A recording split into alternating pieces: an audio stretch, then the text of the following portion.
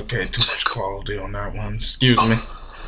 Then you're exactly the one I'm looking for. Does the movie ever explain how he heard about Django in the first place? Like, who was the guy that told him the story about Django, this one slave from 4 states away who one time worked with these white dudes but then got sold and is now in Texas?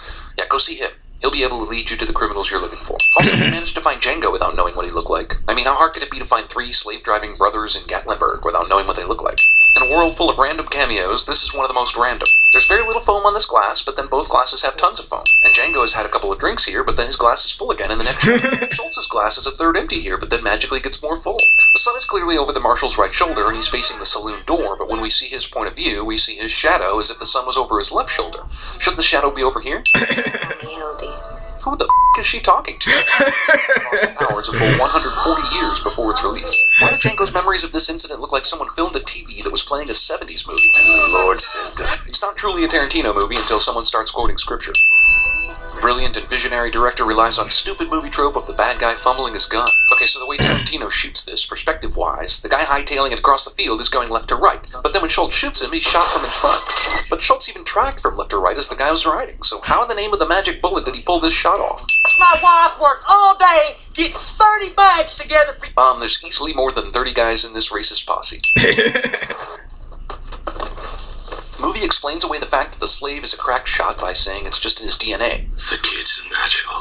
Slave auction town in Mississippi isn't the place for you to visit. Free or not, it's just too dangerous. When the snow melts, I'll take you to Greenville myself. Why doesn't he just take Django to Greenville himself right now? After all, why does he need to have a practice montage? Django's attempt to pretend like he's not going to grab this guy is terrible, but the idiot on the horse still falls for it and does nothing.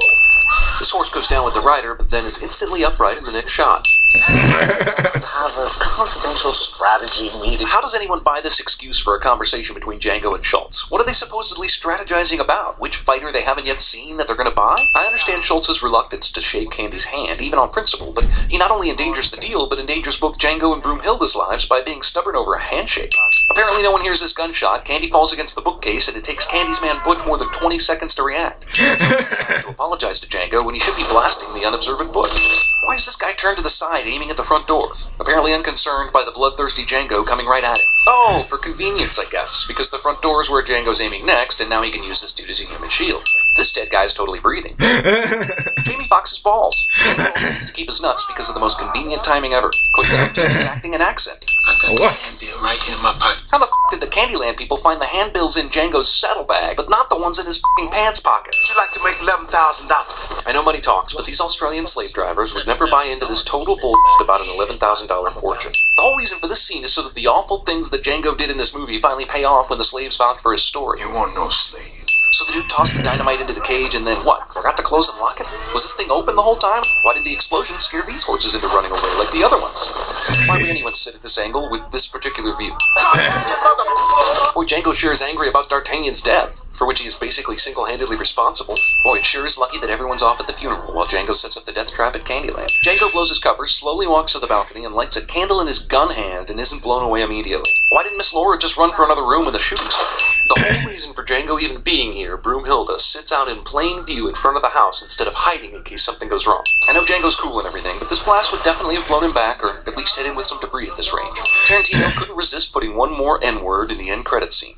Who was that nigga?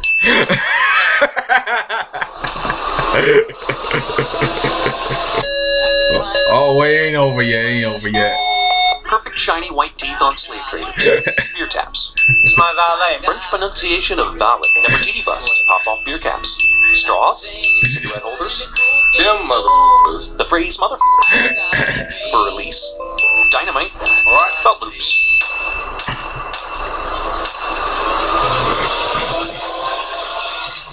In the hot bucket. You got 10 more days to be in there. Oh my god. Hang on. How many niggas you think you see come and go? Huh? 7,000? 8,000? 9,000? The number of slaves Steven has seen come and go is definitely over 9,000.